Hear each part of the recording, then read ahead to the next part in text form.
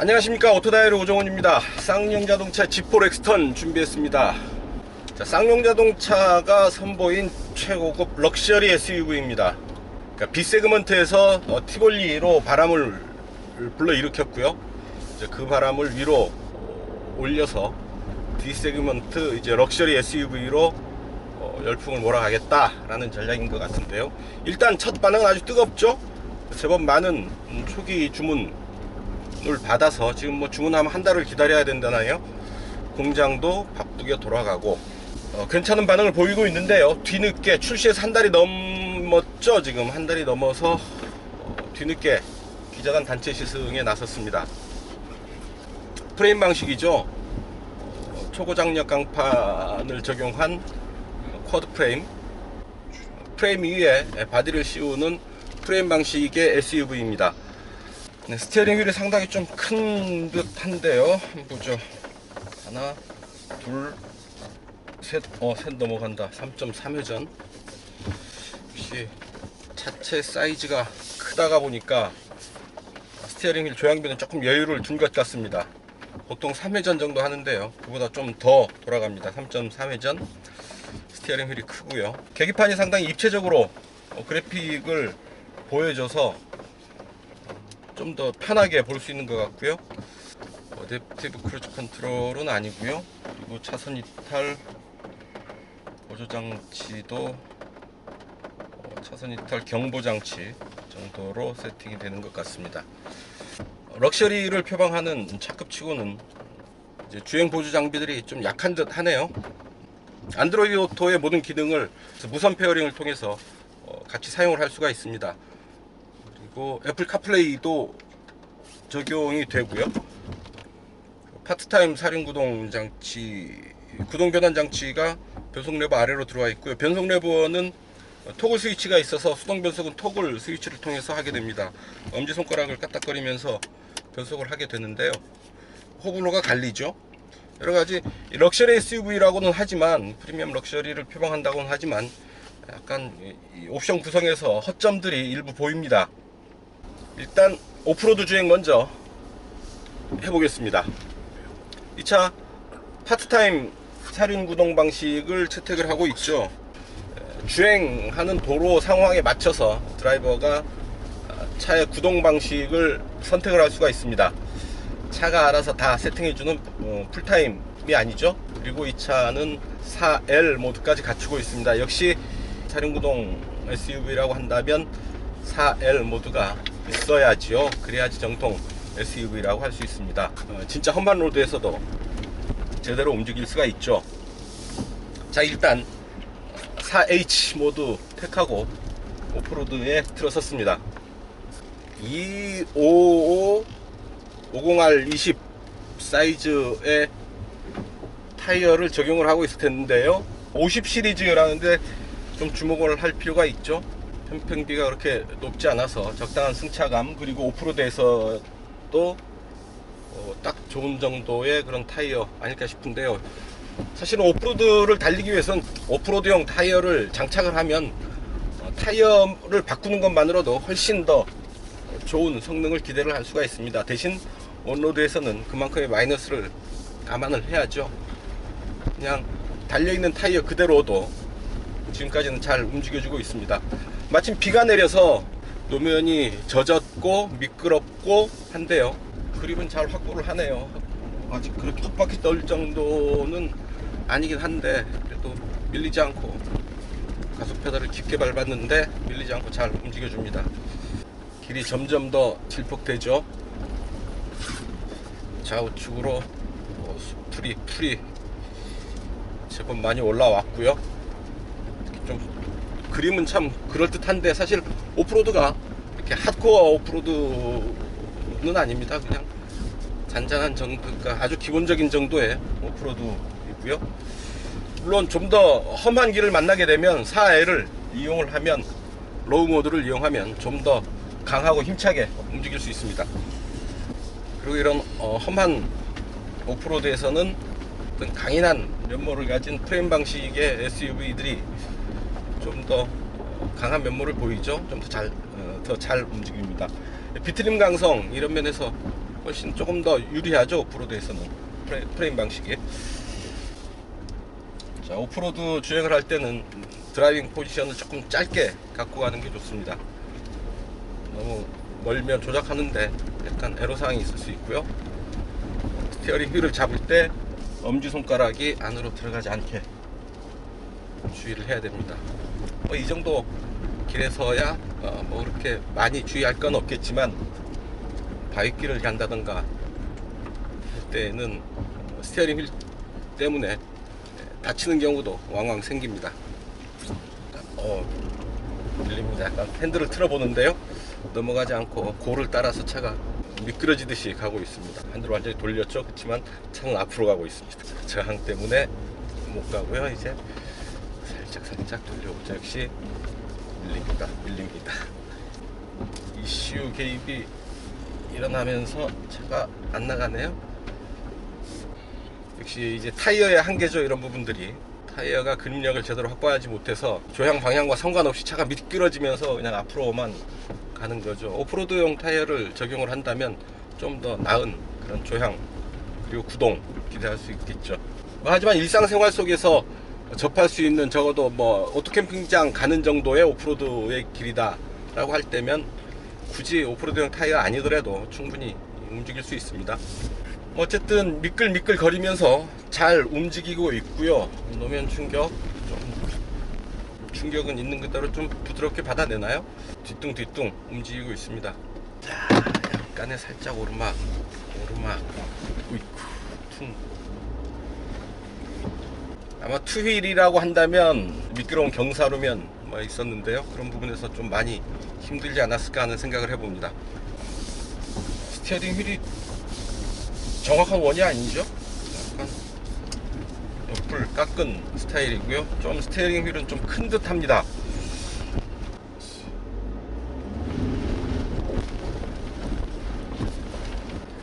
자, 뒤뚱 거리면서 오프로드 주행을 마쳤습니다. 자, 온로드 EH 이륜 구동이 되는데 후륜 구동 기반으로 되죠. FR 방식으로 구동을 하게 됩니다. 노면이 젖어 있거나 할 때는 온로드에서도 4H를 택해도 무방합니다. 상관없고요. 노면이 미끄러운 길, 눈길, 빗길 이런 데서는 사륜구동을 택하는 게 좀 더 안정감 있는 주행을 할 수 있는데 도움이 되겠죠. 계기판의 이 클러스터가 상당히 선명하고 3D 그래픽으로 도로를 보여줍니다. 저 HD급 아주 선명한 그런 화질을 제공을 하고 있어서,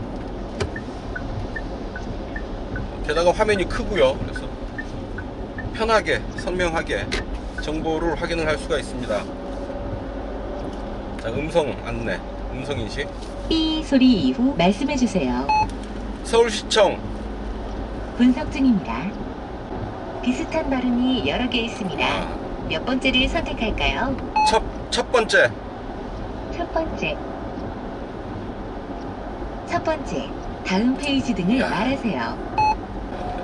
단 한 번의 명령으로 목적지를 찾아내는데, 여기는 경기도 파주입니다. 대개 이런 경우에 광역시를 먼저 선택을 하라고 하죠. 경기도를 선택을 하든지 서울시를 선택을 하든지, 그 다음에 서울시청, 파주 헤이리마을 이렇게 검색을 몇 단계를 거쳐서 들어가는데요, 완전 원샷 원킬, 말 한마디로 목적지를 찾아냅니다. 좀 더 상당히 개선된 내비게이션 기능, 음성인식 기능이라고 할 수 있겠습니다. 2.1L LET 엔진이라고 하죠.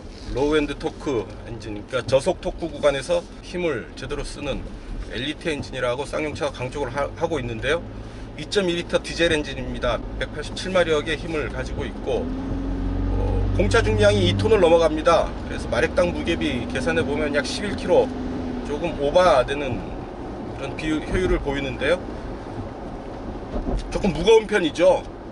마력당 무게비가 좀 무거운 편인 것에 비해서 초반 움직임은 좀 가뿐한 느낌을 주는데요, 부담 없이 출발을 합니다. 첫 발짝을 부담 없이 가볍게 떼는 편인데, 일단 가속을 하면서 차체의 중량감이 느껴집니다. 가속이 그렇게 빨리 일어난다기보다는 꾸준히 밀어붙이는 그런 가속감입니다. 자, 엔진 소리도 엔진 소리 부미음처럼 좀 공진음처럼 울리는 그런 소리인데요.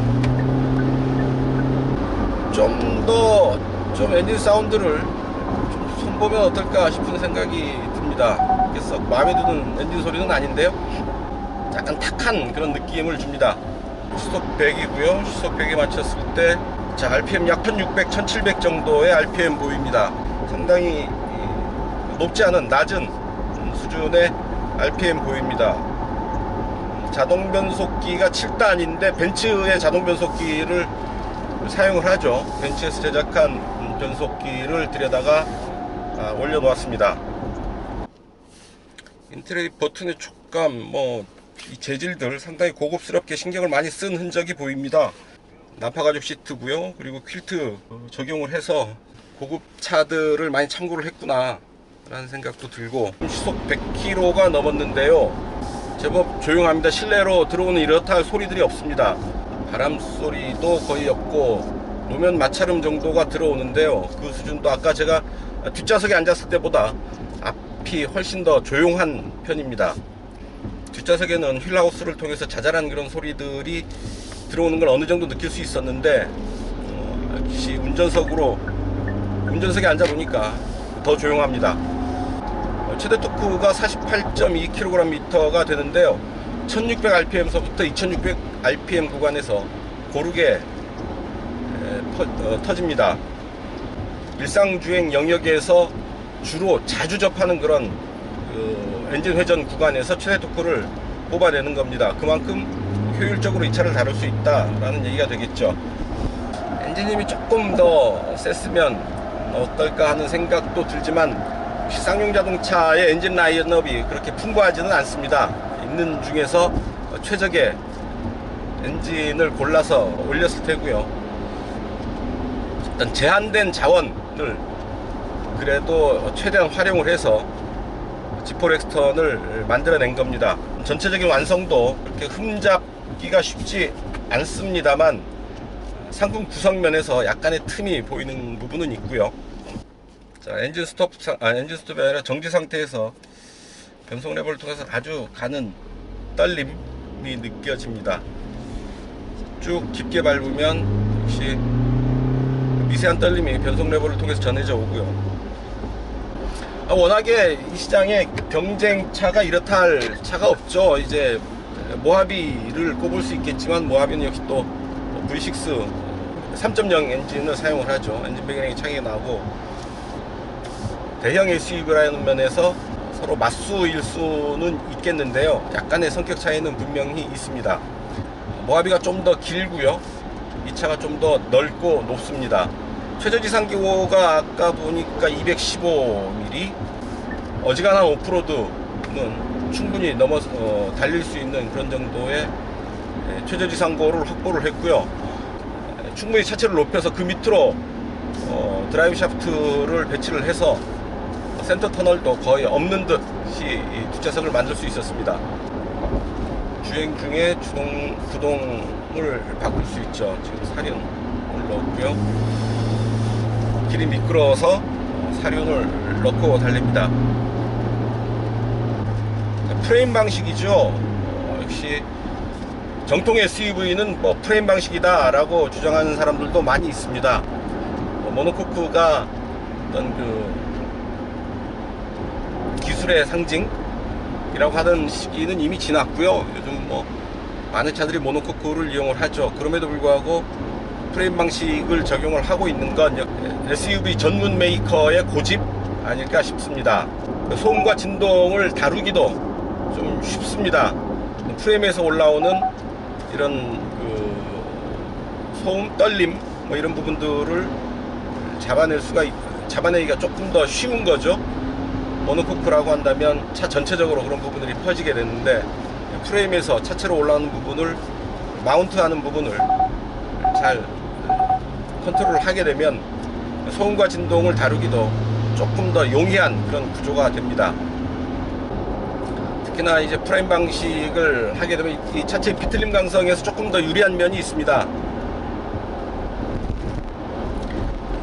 대신에 무거워지죠. 차체가 좀 무거워지는 경향이 있어서 연비나 어떤 효율 면에서는 조금 손해보는 면을 감수해야 할 테고요. 스티어링 휠은 아무래도 좀 어색합니다. 좀 더 작은 사이즈여도 좋지 않았을까 하는 생각을 해봅니다. 아무리 풀사이즈 SUV라고는 하지만 그래도 조향감을 완전히 포기한 듯해서 그건 아니지 않나 하는 생각이 드네요. 모하비의 맞수일 수 있는데 묘한 게 모하비도 프레임 방식이죠. 이 차도 프레임 방식입니다.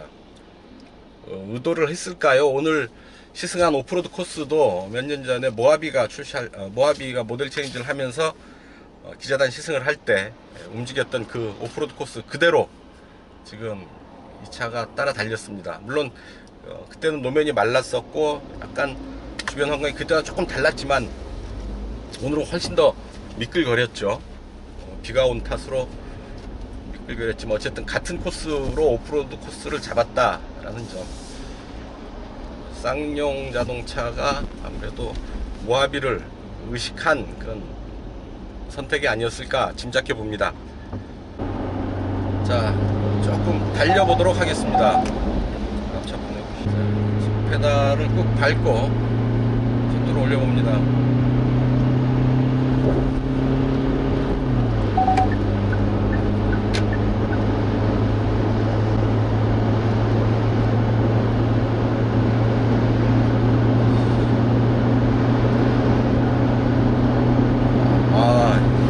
제법 속도가 빠른데요.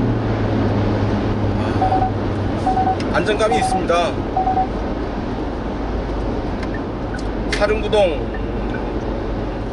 사륜구동 상태고 고속주행인데 차체가 역시 높이가 있죠. 높이가 주는 불안감에서 완전히 자유로울 수는 없지만 그럼에도 불구하고 고속주행에서 상당히 높은 수준의 안정감을 보입니다. 팡팡 터지는 힘이 아니어서 가속하기에는 시간이 좀 필요합니다. 하지만 속도를 좀 올린 상태에서 엔진 소리도 그렇게 크게 들리지는 않고요. 놀라운 건 바람 소리가 그렇게 크지 않네요. 이 정도 어떤 그 크기의 차체라고 한다면 단면적이 넓죠. 공기의 저항을 많이 받을 수밖에 없는데 의외로 바람 소리는 그렇게 큰 것 같지 않습니다. 상당히 흔들려야 되는 그런 고속 주행인데요. 이제 바람 소리가 좀 들립니다.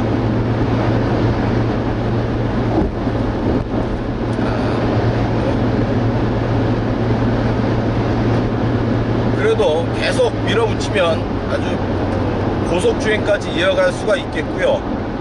고속 주행 그 극한적인 속도에 가까이 이르러서는 아무래도 어떤 그 차체의 높이가 주는 불안감 그리고 약간의 떨림 이런 부분이 있습니다. 하지만 의외로 안정감이 뛰어납니다. 속도에 비해서 안정감이 뛰어나고요. 체감 속도와 실제 속도 사이에 약간의 갭을 보입니다. 체감 속도가 조금 낮은 편입니다. 자, 이 정도 풀사이즈의 이 정도 높이를 가진 차에서 이런 정도의 고속 주행 성능을 보인다는 건 나름 칭찬해 줄 만한 부분이 아닌가 싶고요. 무엇보다 바람 소리가 덜 들리는 건 상당히 놀라운 부분이 아닐까 싶습니다. 그러니까 이거 냉풍 시트 있는데요, 세 단계로 조절이 됩니다. 이제 여름이 다가오는데 뜨거운 여름에 이런 냉풍 시트 있으면 훨씬 좋죠. 몸이 엉덩이가 뽀송뽀송한 느낌. 장거리 운전할 때 무척 유용한 부분이 아닌가 싶습니다. 확실히 속도를 올리면 가속 페달의 반응이 좀 둔해집니다. 툭툭 밀어보는데요, 이렇게 예민한 반응이 아니라 약 한 박자 정도 늦은 그런 반응이 시트를 통해서 전해져 옵니다. 자, 드라이빙 모드가 따로 없는 것도 조금 아쉽죠.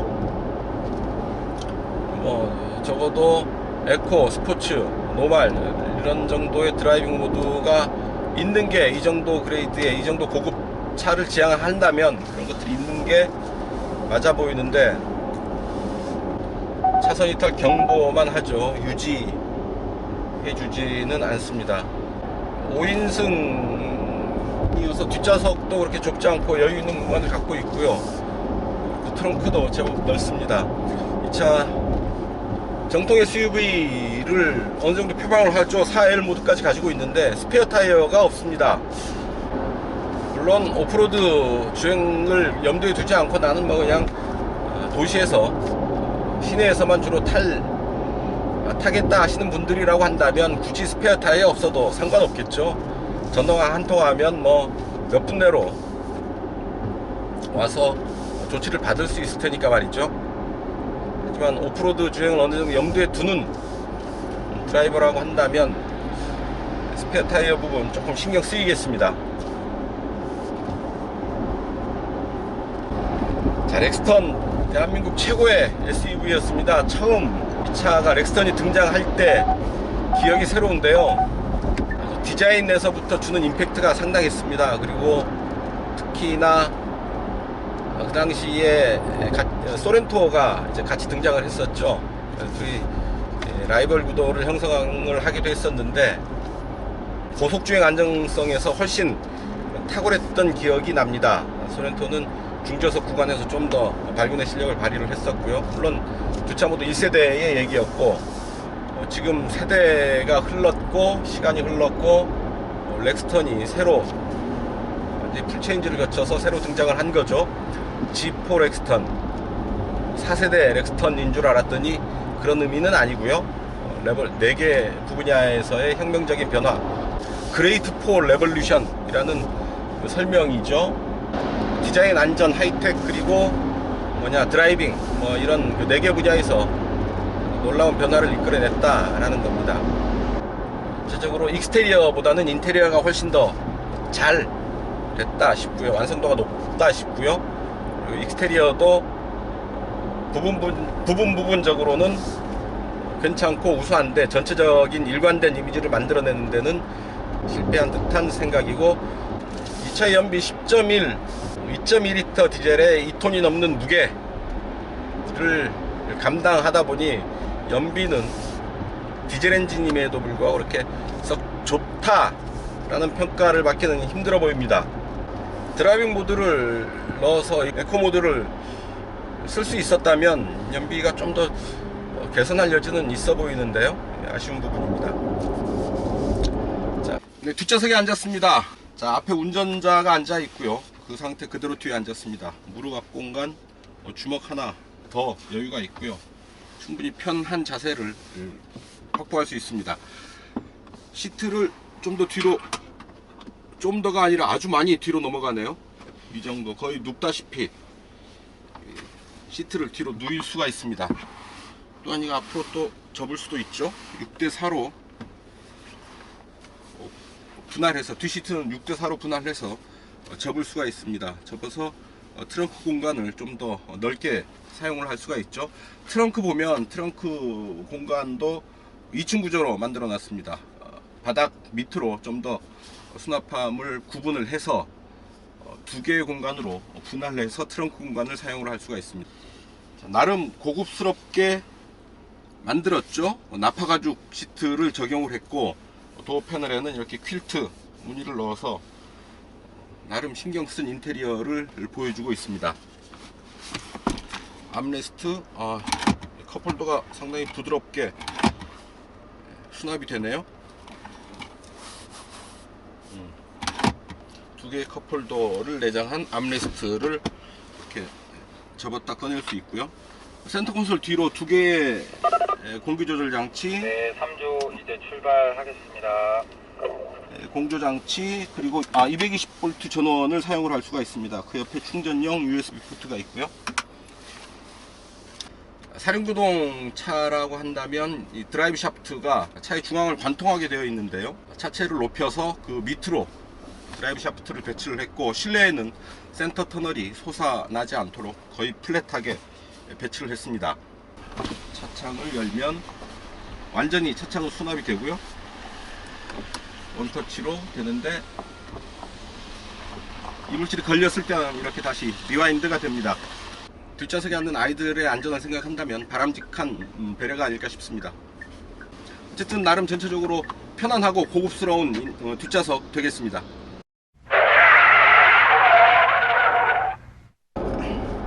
단도직입입니다. 스티어링 휠은 너무 큽니다. 스티어링 휠이 좀 더 작아도 좋지 않을까 하는 생각을 하게 됩니다. 큰 차 트럭을 모는 그런 느낌도 나고요, 조향 반응도 조금 아쉬운 감이 듭니다. 스티어링 휠이 작았다면 이런 부분에서 좀 더 나은 느낌을 받을 수 있었겠죠. 옵션, 편의장비 구성에서도 빈틈이 많이 보입니다. 이를테면 고급 SUV를 지향을 하면서 일반적인 크루즈 컨트롤을 올려놓았습니다. 어댑티브 크루즈 컨트롤 정도는 와 있어야 이 차에 맞는 거 아닌가 하는 생각을 하게 되는데요, 차선 이탈 경보 장비도 차선 이탈 유지 보조 장치 정도가 들어왔어야죠. 좀 어딘가 상품 구성이 좀 허술해 보이는 점 좀 보완을 했으면 좋겠습니다. 근데 지금까지 쌍용 자동차의 G4 엑스턴 시승을 했습니다. SUV, 대형 SUV 시장에 또 하나의 선수가 등장한 거죠. 전체적으로 쌍용 자동차가 제법 심혈을 기울여서 좀 완성도 높게 만들었다, 여러가지 면에서 좀 고급스러운 느낌도 제법 많이 눈에 띕니다. 4천만원대에서 구할 수 있는 풀사이즈 SUV 그리고 정통 SUV 라는 점에서 이 차의 어떤 그 장점, 경쟁력을 찾을 수 있지 않을까 싶은데요. 자, G4 엑스턴 시장에서의 선전을 기원해 보면서 오늘 시승은 여기서 마치겠습니다. 지금까지 저는 오토다이어리 오종훈이었습니다. 감사합니다.